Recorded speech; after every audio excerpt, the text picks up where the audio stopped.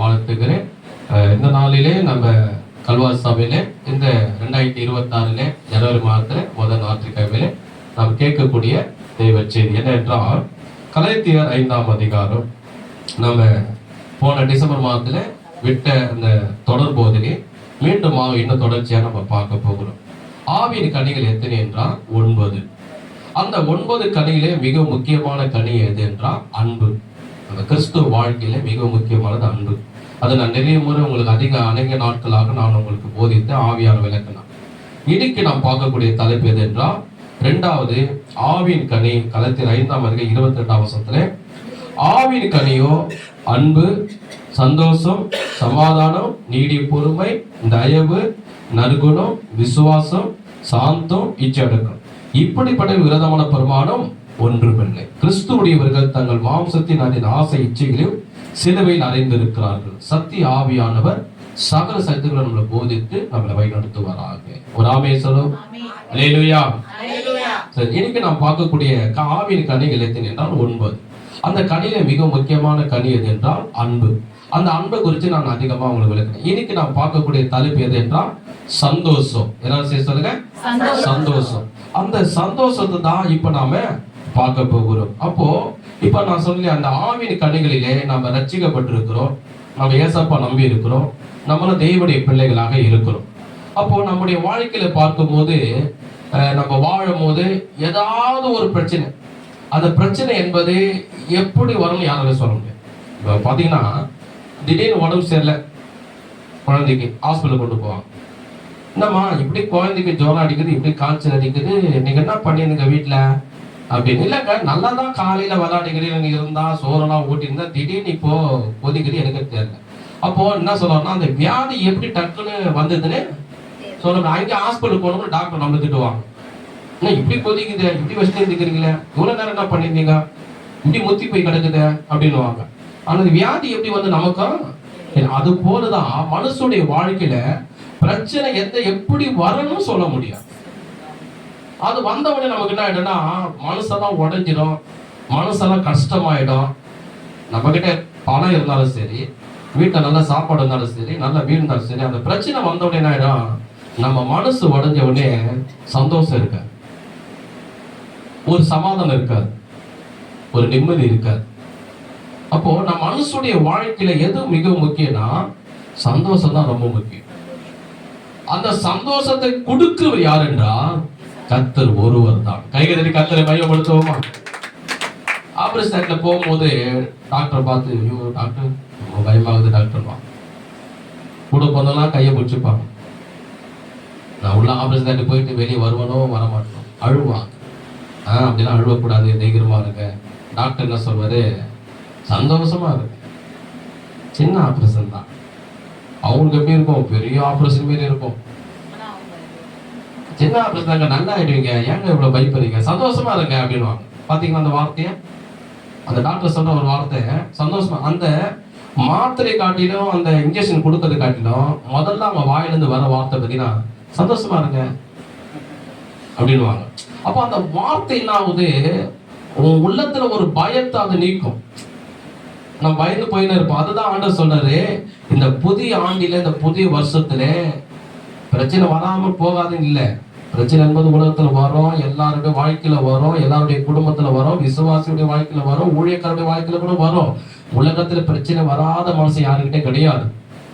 ஆனா அந்த பிரச்சனையே தாண்டி, அந்த போராட்டத்தை தாண்டி, அந்த கஷ்டத்தையே தாண்டி எதிர்கொண்டு மேற்கொண்டு நம்ம அந்த நிலையிலும் சந்தோஷமா இருக்க வைக்க நம் தேவனால முடியும். கைகளை கர்த்தரை மையப்படுத்துவோமா? அதுதான் ஆண்டவர் சொன்னாரு, நம்மளுடைய துக்கத்தை சந்தோஷமாய் மாற்றுகிற தேவன் நம்முடைய தேவன். அதுதான் நம்ம பார்க்க போகிறோம். அப்ப ஆண்டவர் இடத்துல கலாத்தியர் 5 இந்த 22 சொல்றாரு, சந்தோஷத்தை கொடுக்கிற தேவன் அவர். சரி, இப்போது ஒரு சம்பவத்தை பார்ப்போம். 1 சாமுவேல் பழைய ஏற்பாடு 339 பக்கம். 339 பக்கம் 1 சாமுவேல்ல பாருங்க. நம்முடைய இன்னைக்கு எதை குறித்து பார்க்கிறோம், சந்தோஷத்தை குறித்து நாம் பார்க்க போகிறோம். நம்முடைய தேவன் ஆவின் கனிகள் 9, அது 2வது சந்தோஷம். அதை குறித்து நம்ம இப்ப பார்க்கிறோம். 1 சாமுவேல் 1ஆம் அதிகாரம் எடுத்துக்கொள்ளுங்க. இதுல நம்ம அன்னாளுடைய வாழ்க்கையை பார்க்க போகிறோம். அன்னாளுடைய வாழ்க்கையில எப்படிப்பட்ட துக்கம் இருந்தது. இவர்கள் துக்கமே இருக்கும் போது கர்த்தரை இவர்கள் நம்பினதுனால இவ துக்கம் எப்படி சந்தோஷமா மாறிச்சுன்னு இப்ப நம்ம பார்க்க போகிறோம். பழைய ஏற்பாடு 339 பக்கம் 1ஆம் அதிகாரம் அதுல 6ஆம் வசனத்திலிருந்து பாருங்க. 6ஆம் வசனத்திலிருந்து, கர்த்தர் அவள் கர்ப்பத்தை அடைத்திருந்தபடினால் அவளுடைய சக்காலத்தை அவள் துக்கப்படும்படியாக அவளை மிகவும் விசாலப்படுத்துவான். அவள் கர்த்தருடைய ஆலயத்துக்கு போகும் சமயத்தில் அவள் வருஷந்தோறும் அந்த பிரகாரமாய் செய்வான். இவள் அவளை மனமடி ஆக்குவாள். அப்போது அவள் சாப்பிடாமல் அழுது கொண்டே இருப்பாள். 8ஆம் வசனம், அவள் புருஷனாகிய எல்கானா அவளை பார்த்து, அண்ணாலே ஏன் அழுகிறாய்? ஏன் சாப்பிடாமல் இருக்கிறாய்? ஏன் சஞ்சலப்படுகிறாய்? 10 குமாரனை பார்க்கிலும் நான் உனக்கு அதிகம் அல்லவா என்றான். என்ன சம்பவம்? இப்ப என்ன கவனிங்க, அப்பதான் உங்களுக்கு புரியும். என்ன சம்பவம்னா, அண்ணாளுக்கு திருமணம் ஆயிடுச்சு, குழந்தை இல்லை. இந்த குழந்தை இல்லாதனால அவங்க வீட்டுல இருக்கிறவங்க இல்ல இப்போ பார்த்தா வீடு பக்கத்துல இருப்பாங்க, ஒரு புத்திரம்னா பக்கத்துல ஒரு 2 வீடு இருக்கும், இல்லை எதிர்க்க புத்திரம். வீட்டுல என்ன பண்றாங்க, உனக்கு பத்தியா திருமணம் எவ்வளவு நாள் ஆயிடுச்சு, எவ்வளவு மாதம் ஆயிடுச்சு, எவ்வளவு வருஷம் ஆயிடுச்சு, உனக்கு ஏதாவது குழந்தை பற்றியா? உனக்கு குழந்தைய இழப்பு, உனக்கு சாபமா இருக்கும், இல்லை நீ ஏதாவது அக்கிரமம் பண்ணியிருப்ப, நீ ஏதாவது அநியாயம் பண்ணியிருப்ப, நீ பெரிய பாவம் பண்ணியிருப்ப. எங்க வீட்டுல பத்தியா நாய்க்குட்டி மேல் வசவசன்னு இருக்குது, உனக்கு பத்தியா ஒண்ணு கூட இல்லை, நீ எதை தவறு பண்ணியிருப்ப, நீ எதை மிஸ்டேக் பண்ணியிருப்ப, நீ சரி கிடையாது. இப்படி நான் பண்ணாலும் வீட்டுல இருக்கிறவங்க குற்றப்படுத்தி குற்றப்படுத்தி குற்றப்படுத்தி சொல்லியிருக்கிறான். அவங்க என்ன பண்ணுவாங்க, இப்போ ஒரு கல்யாணம், எல்லாருக்கும் கல்யாணம் உடனே அவங்க சொந்தக்கார வீட்டுல வச்ச உடனே நமக்கு நோட்டீஸ் கொடுத்து கூப்பிடுவாங்க, வாங்க எங்க வீட்டு கல்யாணம். கல்யாணத்துக்கு போன உடனே அங்க போன என்ன பண்ணுவாங்க, எல்லாரும் சேர்ல உட்காருவாங்க. உங்க புருஷன் எப்படி இருக்கிறாரு, உங்க மனைவி எப்படி இருக்கிறாங்க, உங்க பிள்ளைங்க எப்படி இருப்பாங்க, ஒருத்தர பேசுவாங்க. இப்போ இவங்க என்ன சொல்லியிருப்பாங்க, இவளுக்கு குழந்தையே இல்லை, இவ பேர் செய்தது பெரிய தப்பு, இவ பெரிய அக்கிரமம் பண்ணியிருப்பா, பெரிய அநியாயம் பண்ணியிருப்பான். எப்படி இருந்திருக்கா அதை கேட்கும் போது ஒரு கத்தி எடுத்து இருதயத்திலே குத்துனா எப்படி இருக்கும், அது மாரி வார்த்தையினால் என்ன பண்றாங்க, குத்துலாம். எப்படி இருந்திருக்காங்க. அப்ப வீட்டுக்கு வந்துட்டு சாப்பிட மாட்டாங்க. இவர் கணவர் வந்து பாக்குறாரு, என்னடா இது நெய்சான சாப்பாடு அப்படியே இருக்குது, எல்லாமே குழம்புலாம் அப்படியே இருக்குது, அண்ணால எங்க அண்ணால் போயிடுச்சு சொல்லி அண்ணால போய் பார்த்தா அண்ணா அழுதுனே இருக்கிறான், அழுதுனே இருக்கிறான். அப்ப என்ன நீ அழுதுனே இருக்கிற, டைம் ஆயிடுச்சு, சாப்பாடுலாம் அப்படியே இருக்குது, குழம்புலாம் அப்படியே இருக்குது, பொரியல்லாம் அப்படியே இருக்குது, ஏன் நீ சாப்பிட மாட்டேன்னு. அது இல்லைங்க, இந்த குழந்தைல சொல்லி கல்யாணத்துக்கு போனா குறையா பேசுறாங்க, கடைக்கு போனா குறையா பேசுறாங்க, அது பேசினா கூட பரவாயில்ல, எங்க வீட்டுல இருக்கிறவங்களே என்ன குற்றப்படுத்தி பேசுறாங்க, அதுதாங்க அண்ணன் அழுகுறான். அப்போ இவன் நான் சொல்றாரு, அதெல்லாம் பேசுறாரு, சரி விட, நான் உனக்கு 10 குழந்தை சமம், நான் உனக்கு அன்பா இருக்கிறேன். ஆனாலும் சொல்லுவாங்க இல்லையா, உல வாயை 3 நாள் ஊர் வாயை மூட முடியுமா, மூட முடியும். கடலே 3 நாளும் 3 ஜனங்களுடைய வாய மூடவே முடியாது. அவர் ஆறுதலா சொல்றாரு. அது போலதான் கவனிங்க, நம்ம வாழ்க்கையில ஒரு பிரச்சனை, ஏதோ ஒரு உலக மனுஷன் எப்படி தெரியுமா, உன் வாழ்க்கையில் என்ன குறை அதை முதல்ல நோட் பண்ணுவான். 2வது அந்த குறையே 10 பேர்கிட்ட சொல்லியிருப்பான். நீ கஷ்டப்பட்டு இருப்ப, ஓடி இருப்ப, உயர்ச்சி இருப்ப, அடிக்கிற வெயில்ல அடிக்கிற மழையில போய் உதவி பண்ணிருப்ப, அதை ஒண்ணு கூட சொல்ல மாட்டாங்க. உன்கிட்ட என்ன குறை இருக்குது, உன்கிட்ட என்ன மிஸ்டேக் இது, நீ என்ன வார்த்தை ஒரு 10 9 வார்த்தை நல்லா பேசி ஒரு வார்த்தை ஏதோ மிஸ்டேக்கா பேசியிருப்ப, அதை பிடிச்சுப்பாங்க. 10 காரியம் பண்ணி ஒண்ணு ஏதோ யோசிக்காம சிந்திக்காம படிக்கும், அதை பிடிச்சுப்பாங்க. அதை தான் என்ன பண்ணுவாங்க, சொந்தக்காரங்கிட்ட, கூட பிறந்தவங்கிட்ட, ஃப்ரெண்டுங்கிட்ட, வீட்டாண்ட இருக்கங்கிட்ட, அவன் வேலையை பத்தியா, இதுமாரி வேலை, எங்க வீட்டுக்காரருக்கு வேலை பத்தியா, அவங்க வீடை பத்தியா எப்படி இருக்குது, எங்க வீடை பத்தியா, அது போட்டு ஒரு துணியை பாரு எப்படி இருக்குது, எங்க வீட்டுக்கு துணியை பார்த்தியா. என்ன பண்ணுவாங்க, ஒரு குறைய கண்டு இவ்வளோ வருஷம் ஆயிடுச்சு, ஒரு திருமணம் கூட ஆகுது, என்ன பாவம் பண்ணியிருக்கோமோ, இவ்வளோ வருஷம் ஆயிடுச்சு குழந்தையில என்ன அக்கிரமம் பண்ணியிருக்கோமோ பேசலாம். அவங்களே ஏற்கனவே இல்லைன்னு மனசு உடஞ்சி வேதனைப்பட்டு கஷ்டப்பட்டுருப்பாங்க. என்கிட்ட நிறைய பேரும் சொல்லுவாங்க, ஐயா குழந்தைங்க சோப் பண்ணுங்கிற மனசு கஷ்டமாதுலாம், அவங்களே இல்லைன்னு மனசு கஷ்டப்படுங்கிறான். இன்னும் நீ காயப்படுத்துற பேரு வெந்த புண்ணுல வேலி பாய்ச்சினா எப்படி இருக்கும்? அடிப்பட்ட இடத்துலயே இன்னும் கொஞ்சம் கல்லு பட்டுச்சுன்னா எப்படி இருக்கும்? வலி தாங்க முடியாது நம்மளால. அதுமாரி தான் வார்த்தைகள் என்ன பண்றாங்க, நமக்கு உலகத்தாரும் பேசுவாங்க. நல்ல கவனிங்க, பைபிள் இருக்கிற சம்பவம் தான். நம்ம கண்ணாடியில முகத்தை பார்த்தா யாருடைய முகம் தெரியும்? அதுமாரி தான் பைபிளை படிக்கும் போது நம்ம வாழ்க்கையை ஆண்டவர் சொல்றாரு. பைபிள் இருக்கிற சம்பவத்தை படிக்கிறதுலாம் நம்ம அண்ணால் அழுகுறாங்க. இப்ப நம்மளும் நம்முடைய வாழ்க்கையில் என்ன பண்ணுவோம்? ஒரு சில நேரத்துல ஐயோ இது இல்லைன்னு மொத்தம் குறை சொல்றாங்களே, அது இல்லைன்னு மொத்தம் குறை சொல்றாங்க. நம்ம தனிப்பட்ட விதத்துல தனிமையா இருக்கும் போது நம்ம வேதனைப்படுவோம், கஷ்டப்படுவோம். அண்ணால் என்ன பண்றாங்க? போன் பண்ணி அவங்க சொந்தக்காரர்கிட்ட, மாமா கிட்டயோ இல்ல சித்தப்பா கிட்டயோ இல்ல கூட பிறந்த தங்கச்சிக்கிட்டயோ போன் பண்ணி எங்க போனாலும் எனக்கு குறை சொல்றாங்க, குழந்தை இல்லைன்னு திட்டுறாங்க. அப்படி சொன்னாங்களா? இல்ல. என்ன பண்ணாங்க பாரு, அண்ணா நானமா ஒரு காரியம் செய்யறேன். அதுதான் நம்ம செய்யணும். பைபிள் இதெல்லாம் நமக்கு சமம். என்ன செய்யறான் பாருங்க, 10ஆம் வசனம். அவள் போய் மனம் கசந்து மிகவும் அழுது கர்த்தரை நோக்கி விண்ணப்பம் பண்ணி, சேனைகளின் கர்த்தாவே தேவரீர் உம்முடைய அடியாளின் சிறுமையை கண்ணோக்கி பார்த்து உம்முடைய அடியாளில் மறவாமல் நினைத்தள்ளி உம்முடைய அடியாளுக்கு ஒரு ஆண் பிள்ளை நீ கொடுத்தான்.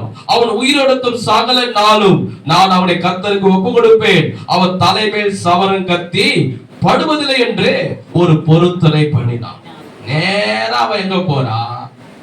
அக்கா வீட்டுக்கு போல, மாமா வீட்டுக்கு போல, நேரா ஜிஹெச் ஹாஸ்பிட்டல் போல, நேரா கேம்ஸ் ஹாஸ்பிட்டல் போல, நேரா அப்போலோ ஹாஸ்பிட்டல் போல.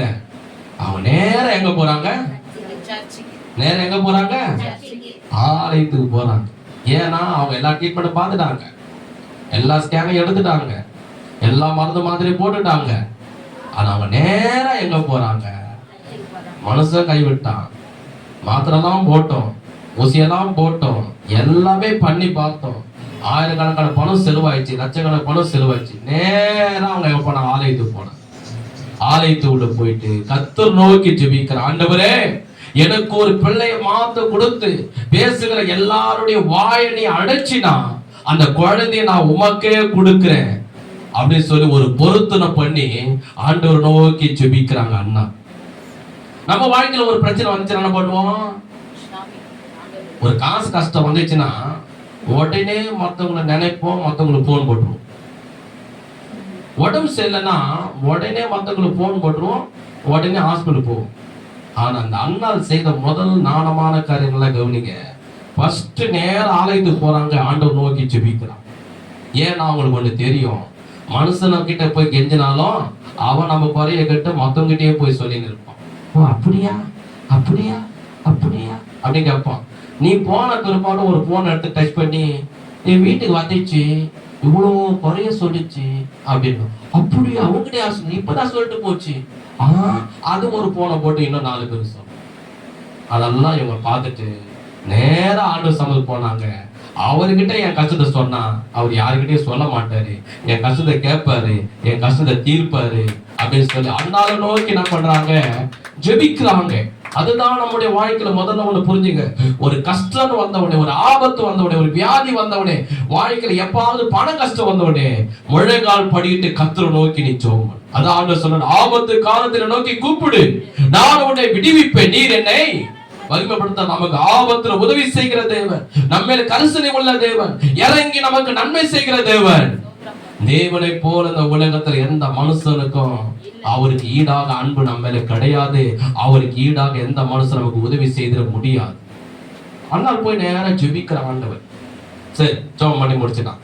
நல்லா கவனிங்க, இதை படிக்கிறதெல்லாம் நமக்கு சமமா ஆண்டவர் பேசுற படிக்கிறாங்க. அப்போ இவங்க படிச்சு முடிச்ச உடனே என்ன, ஜெபம் பண்ணி முடித்த உடனே மன்னித்து கொள்ளுங்க, என்ன பண்றான் பாருங்க. சரி, ஜெபம் பண்ணி முடிக்கிறான். முடிச்ச உடனே 18ஆம் வசனத்துல 1 சாமுவேல் 1ஆம் அதிகாரம் 18. அப்போது அவள், உம்முடைய அடியாளு உம்முடைய கண்களிலே இந்த அழிவு கிடைக்க கடவுது என்றால், பின்பு அந்த ஸ்திரீ புறப்பட்டு போய் போஜனம் செய்தால், அப்புறம் அவள் துக்க முகமாய் இருக்கவில்லை. எல்லாரும் சேர்ந்து சொல்லுங்க, அவள் துக்க முகமாய் இருக்கவில்லை. மீண்டும் சொல்லுங்க, அவள் அண்ணால் துக்க முகமாய் இருக்கவில்லை. இதுக்கு முன்னாடி நீங்க பாத்தீங்கன்னா அழுதுந்தாங்க. கண்ணீர் எப்ப வரும்? துக்கப்படும், உள்ளத துக்கம் வந்தா கண்ணீர் வரும். துக்கப்பட்டிருந்தாங்க, அழுந்தாங்க. உள்ள துக்கம் வந்துச்சுன்னா முன்னாடி தட்டு நிறைய பிரியாணியை போட்டு சாப்பிட கொடுத்தா கூட சாப்பிட மாட்டாங்க. சிக்கன் பிரியாணி சாப்பிடுறாரு, எனக்கு வேண்டாம். சரி மட்டன் பிரியாணி வாங்கிட்டு வரட்டா, எனக்கு வேண்டாம் அப்படின்னாங்க. நீ என்னதான் கொடுத்த பாரு, வேறதான். ஏன்? மனசு உடஞ்சி போயிருக்குன்னு. இப்போ மனசு உடஞ்சிச்சுன்னா நீ முன்னாடி சிக்கன் பிரியாணி வச்சாலும் மட்டன் பிரியாணி வச்சாலும் சாப்பிட மாட்டான். அப்படிப்பட்டதான் இப்ப நான் படிச்ச அண்ணாள்கிட்ட. ஆனா இப்ப நான் பண்றாங்க, ஆண்டவர்கிட்ட வந்து ஜெபம் பண்ணி முடிச்ச உடனே வேதத்துல சொல்ல